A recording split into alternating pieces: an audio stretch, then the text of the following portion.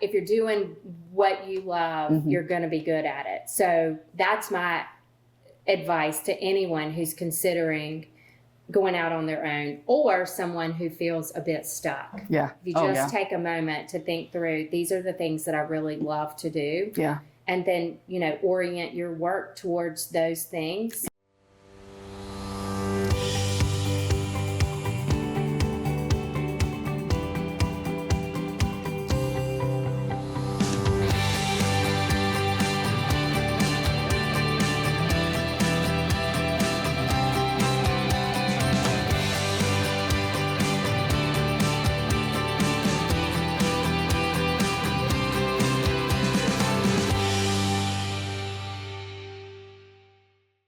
Hi, everyone, and welcome to this episode of the Class E Podcast. I am your host, Mary Sturgill.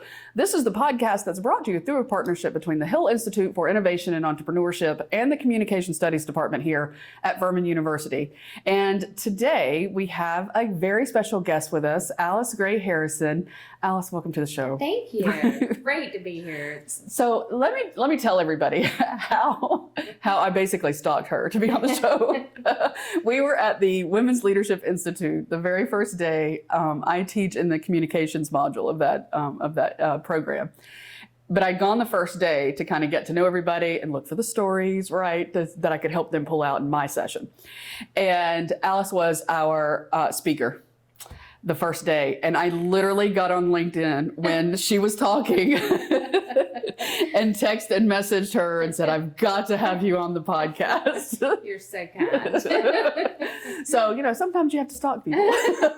It's part of the job. Isn't it? Exactly. So I want to tell our listeners, because there's the reason, right, that I did that. And I want you to talk to the listeners a little bit about your journey, because it really kind of struck with me. She owns her own company now, right? But not always.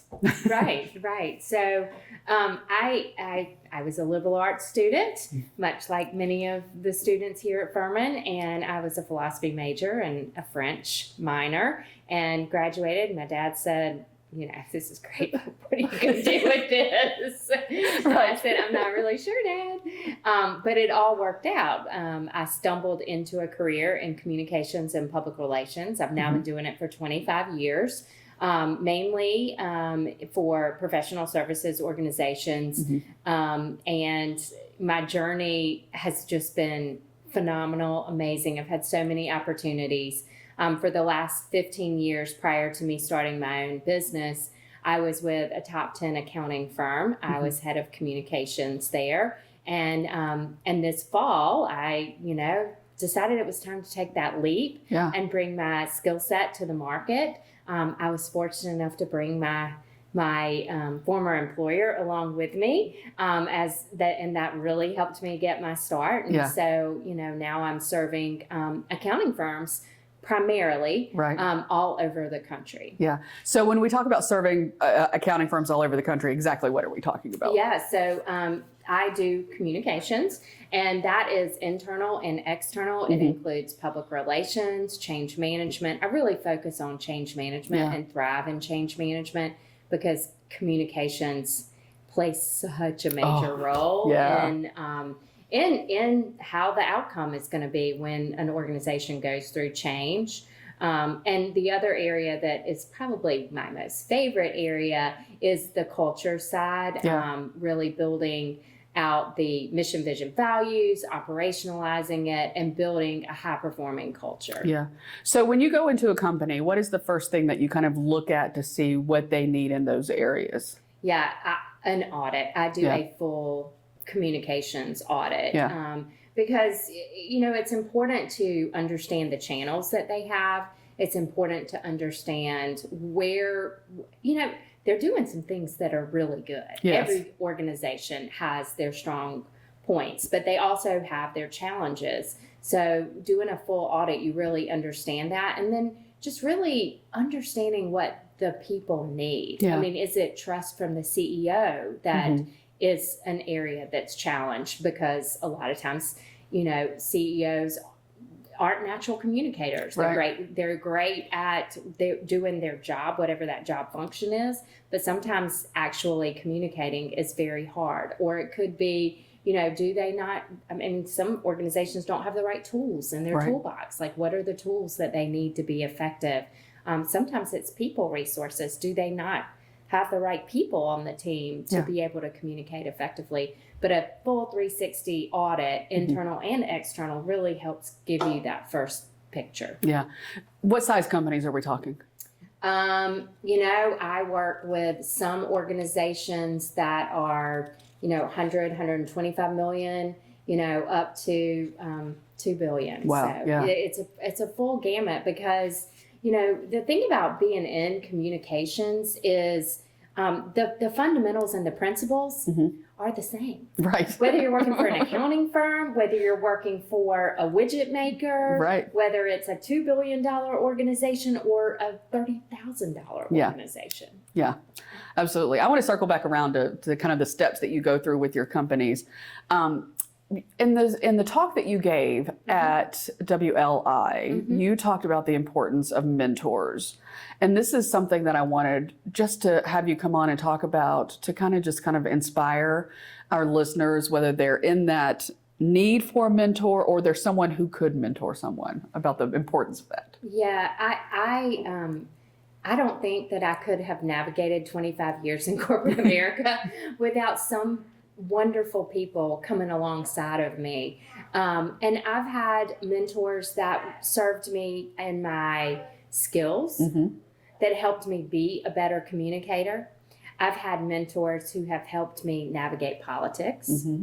I've had mentors help me be a more effective leader. And so what I have done along my career path is I figure out what is it that I need to take me to the next level. And then I look for that person who can help me along.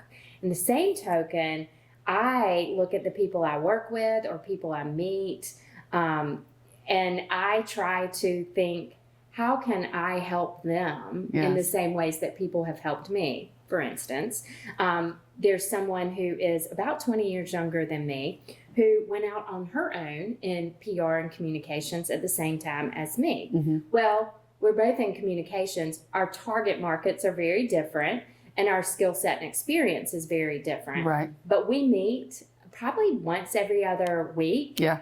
And I learn from her. Yeah.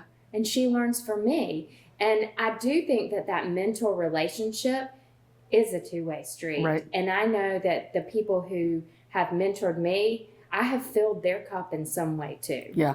You know what? I think that's a great point to make because we can learn from everybody if we're open to it, right? Yeah.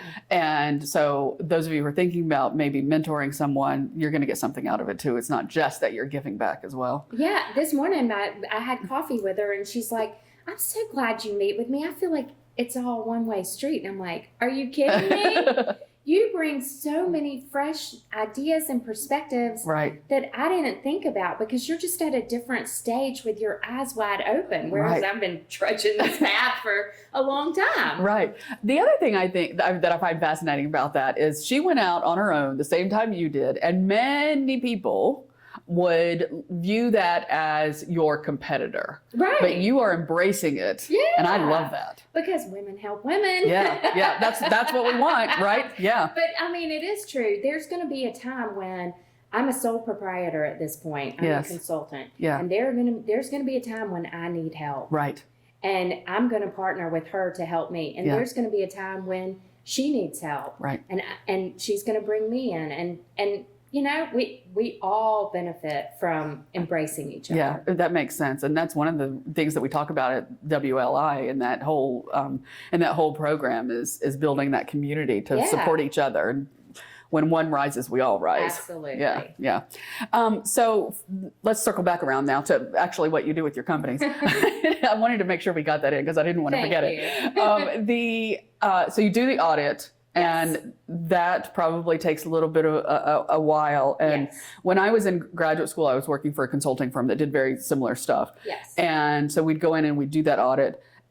but then you come up with the, with the management with what your suggestions are. That's right. How do you get people to buy into that? Yeah. Well, I mean, the good news is that if you hire me, you recognize that there's a need. Yes. And you probably have a pretty good idea of what that need is. Right. So it's not a hard sell. Now, sometimes I do uncover things that, and this has been my whole career, I'm very honest and I'm very open. And you hire me to be honest and open. So sometimes I find things that people maybe don't want to hear. Right. But I believe that in order for their program, their communications campaigns, whatever it is that we're looking at, in order for it to grow, be better, we have to look at it in a very objective light. So I don't necessarily find that next step too terribly hard because people have an idea of that's good. Yeah. where their weakness is. Yeah. Sometimes the management does, but then the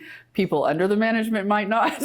Or vice versa. Or vice versa, right. Because a lot of times the people that's a good point. underneath are like, oh my gosh, I need help. Why can't they see this? Right. And all it takes is bringing in an outside voice. Yes. The management goes, oh my gosh, what a great idea. And the team's like, I've been saying this for 3 years. Right. I love that. You know what? That actually happened in my classroom. Yesterday, I had some news directors come into my broadcast classroom, and they were talking about storytelling and finding stories and just being curious, and that's what you need to be a good storyteller, right? Just one of the innate traits that you must have. So it was good when the news directors were talking, I heard I could see the light bulb go off, and I was like, I've been saying this all semester semester long, but now they're getting it because they're hearing it from somebody else. It is amazing. I mean, the same thing happens as a parent too. Right. All the time, every day. Right. So how do you, you say this on your website, performance peaks when aligned with purpose, and I think that's brilliant. Yes. And so for some organizations, though, it can be easy to lose sight of that. Even small organizations, large organizations, all of us can lose kind of sight of that sometimes. How do you help them get back on track? Yeah, so I like to think of it as operationalizing your mission, vision, values, your DNA. I refer to it as your DNA. And what that means is weaving it into every aspect of your organization. And you do it through storytelling. You and I have talked a lot about storytelling as it relates to some of the curriculum here at Furman. And people need, you can have your mission, vision, and values on the wall. Right. You can go over it in orientation. But unless you let everyone know what that means to their job function, then it's just words without a whole lot of meaning.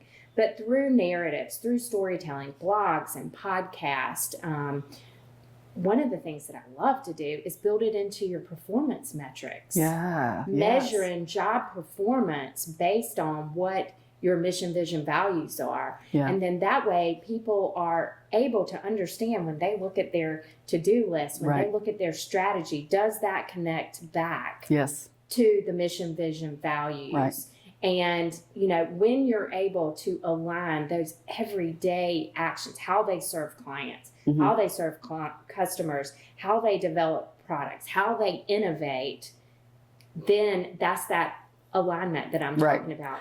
And you feel like you're working towards something higher than you. And we as humans, that is what we seek every single day in everything that we do. So if you're able to do that in a job, in an organization, there's no way that your performance isn't going to be skyrocketing. And the story's right there in front of you. Literally right there in front of you. This is what I did. And this is how I did it. And that's the story. And who doesn't like to hear stories about each other and and you highlight the employee, and I mean it's just it's like it seems so simple, but there's so many organizations that don't do that. Let me tell you one thing I observe, and see if you agree with this. I observe that companies sometimes may be really good at telling those stories internally, like in their internal newsletter and things like that, but not necessarily externally because the public doesn't ever get to see some of that stuff. So my last organization, U.S. top 10 accounting firm, we wrote a book about it. Oh, yes. And our book, I mean, it is beautiful. Yeah. And it sits on every single team member's desk. Mm-hmm. When we meet a new client, they get a book. Yes. When we have really strong target clients, they get a book. And it is our promise to them. Yeah. And those stories, those narratives are in the there. book. So it's not just like, okay, these are our client experience Right. imperatives. Right. It's actual stories about how our team members have executed on those imperatives. Now, do you have an audio version of that book? There isn't yet. It is on the horizon. Good, yes. But it is available. It's on our website. Yeah. Like, I mean, their website, I'm no longer there. Right, They're right. my clients, so I still feel a Right. part of You're them. you are, yeah. But yeah, I mean, you're right. And you can do it through a blog, Exactly. through a podcast. Yeah. You know, there's so many ways, and that is so much more effective than just. Oh, yeah. People connect to people. Yes. And so I tell my students this all the time. You have to have a central character, if you will, a main character, right? Mhm. Who the story is about and who people can relate with, right? And so if you're telling those stories about the people and what they're doing And how they and how, something. yes, the hero's journey, right? Yeah. Exactly. So I love that you're recognizing that and that you have a book. That's amazing. It is As someone really who cool. writes, I'm like, It is yeah. really, really cool. You could actually even take that. Here I am brainstorming. Take the audiobook and then repurpose it as podcast episodes. You absolutely Yeah, could. yeah. Here we go. I'll suggest All right. that. Yes, give them the suggestion. My next scoped project. There right you go. here on the air. There you go. So how can you balance, you talk a lot about balancing that mind and that heart. And I want to dive into that a little bit because I think we're on the cusp of that in this part of the conversation. How do you do that and how do you teach people to do that? Yeah. So and this deals with change management. Right. So when you are going through change, it could be a small change, it could be Right. a large change. We as humans are motivated by our heart and by our mind. Yes. And when I say motivated by your mind, we need to understand a roadmap. Right. Where we're going, how we're going to get there. And why? The why is the heart. Yeah, there you go. Yeah. The why is the heart. Yeah. So the heart needs to understand, why is this important to me? Yeah, yeah. So how are we going to get there? What are we doing? That's this. Yeah. And then the heart is why. Why is this important? Because that's what motivates you to take that first step. Right. What is your why? What's my why? Yeah, I have the most beautiful 9-year-old daughter, and I have an amazing husband, and those two are my why. Yeah. That's why I work. That's why I smile. Yeah. That's why I do everything that I do. I love that. I love that. Yeah. So what's been the most rewarding about stepping out onto your own? Oh, I knew I had a skill set that was unique. I actually pioneered in the accounting industry. I was one of the very first strategic communications professionals. Yes. So a lot of organizations had marketing communications, but not fully communication. So I pioneered the role. I built an amazing group of people leading communications. And when I knew that for me, it was the right time to go into the market. We had just undergone a major merger and there was another one on the horizon.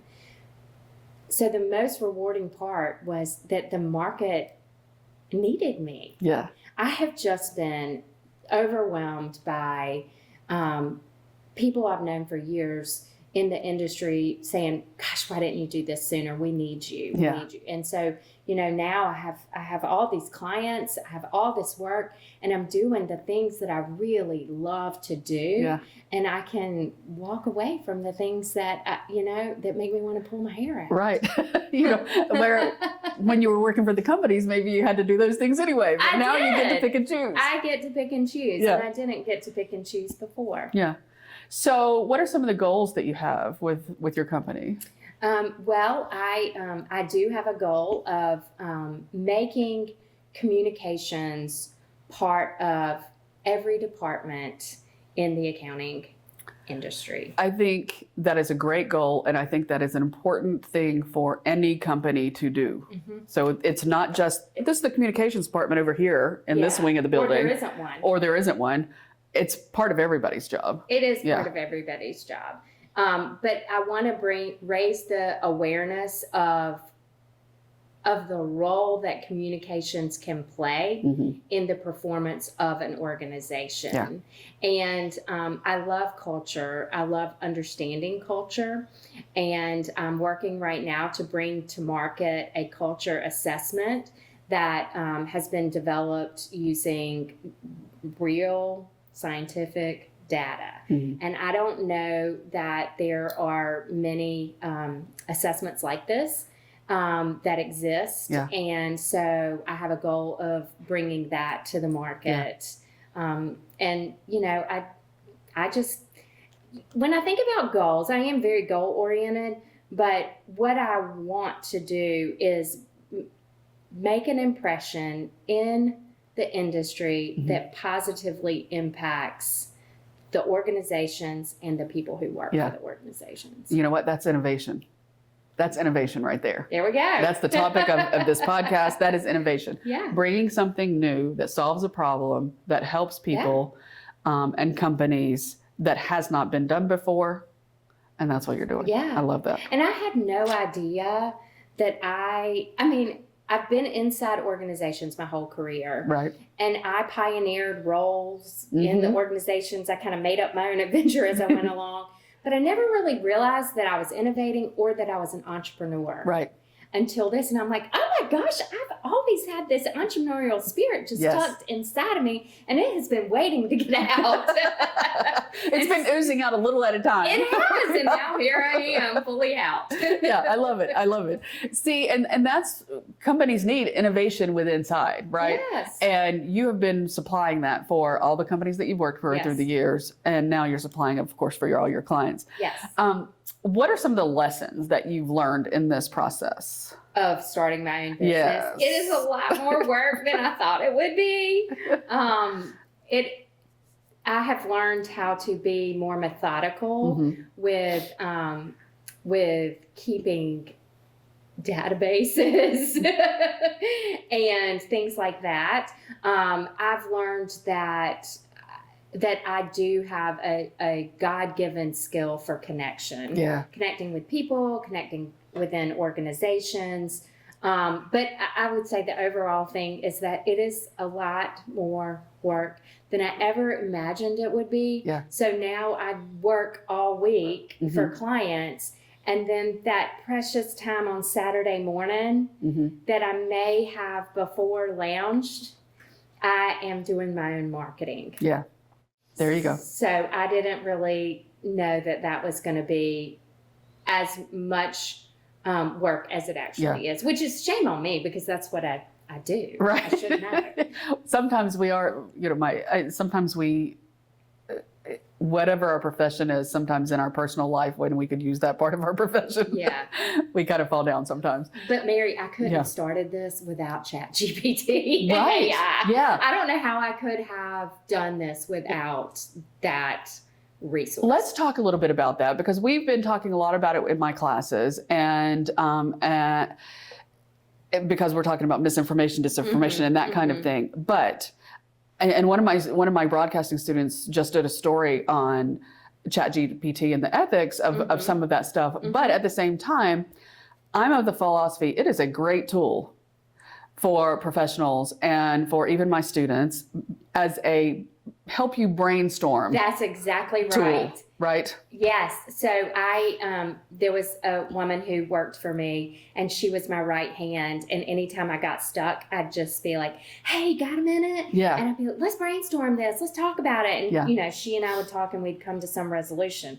Well, now it's just me and my 13-year-old black lab who doesn't help a whole lot. And I'm like, "How am I going to brainstorm this?" Right. Oh, you know what? I'll just reach out to ChatGPT. Right. You know, I'll say, okay, I want to do a blog post on CEO communications and the 6 imperatives for effective town halls. Right.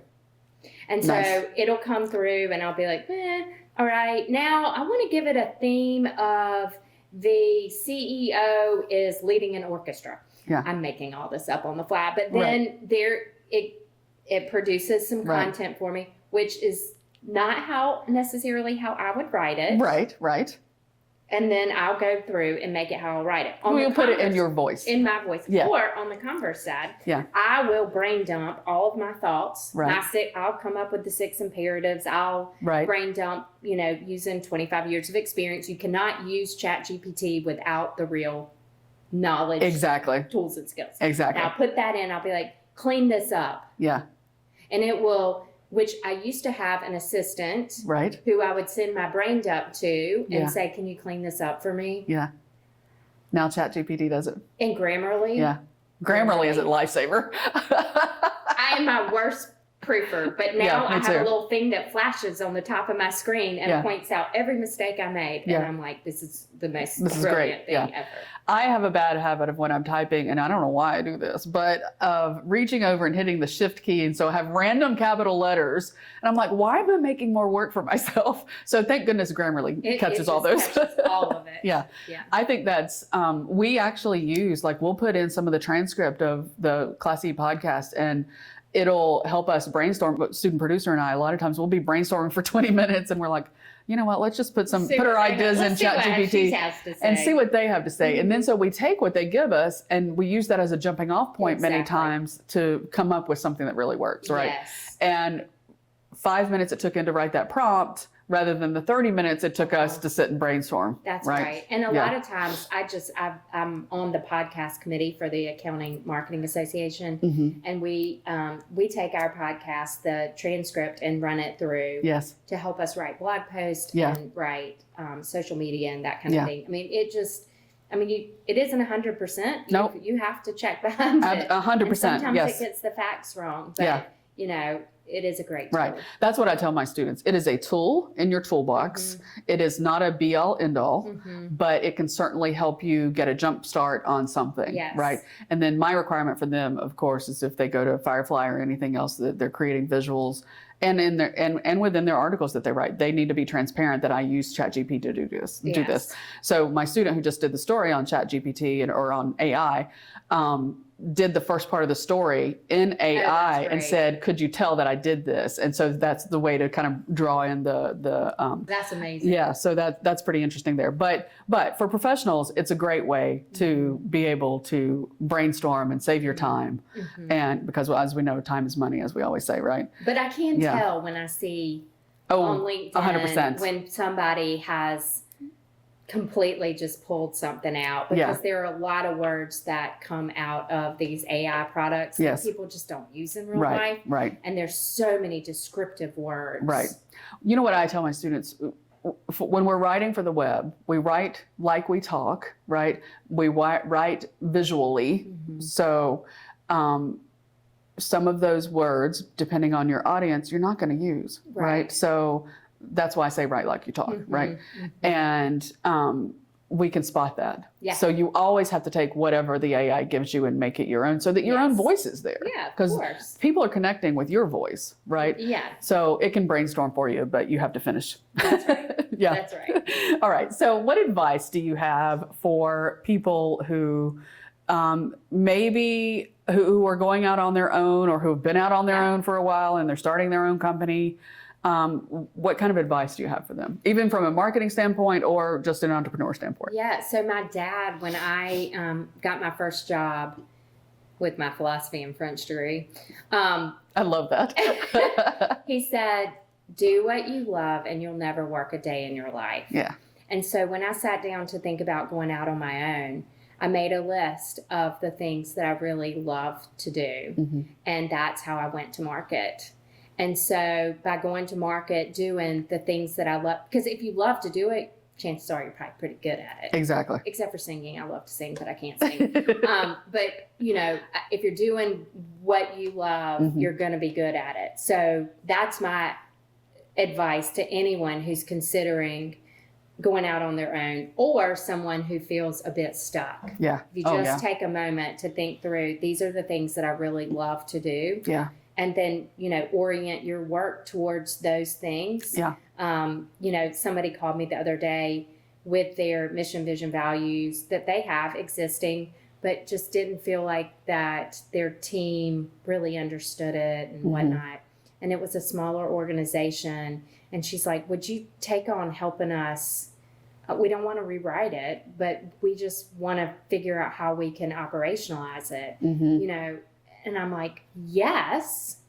And I will give that client probably 1 million hours more than I probably charge for, because I just love it. Yeah. Yeah. And they're going to get a good product. Right. Exactly. And it's going to change things in their company. Yeah. I love that.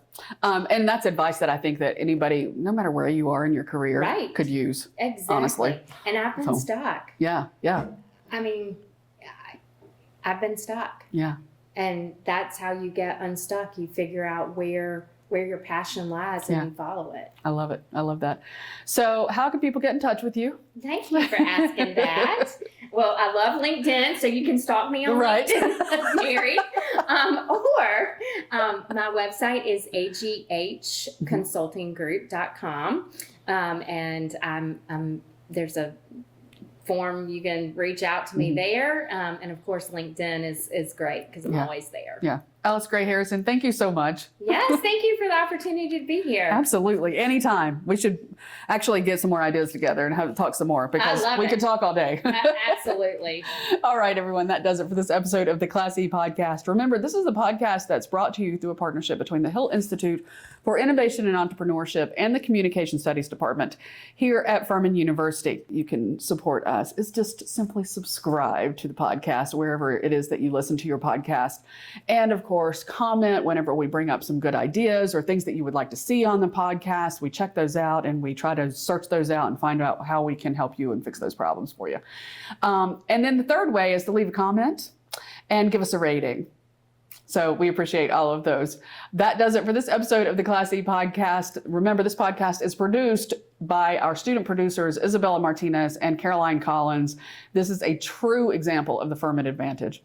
Until next time, everybody, I'm Mary Sturgill. Dream big.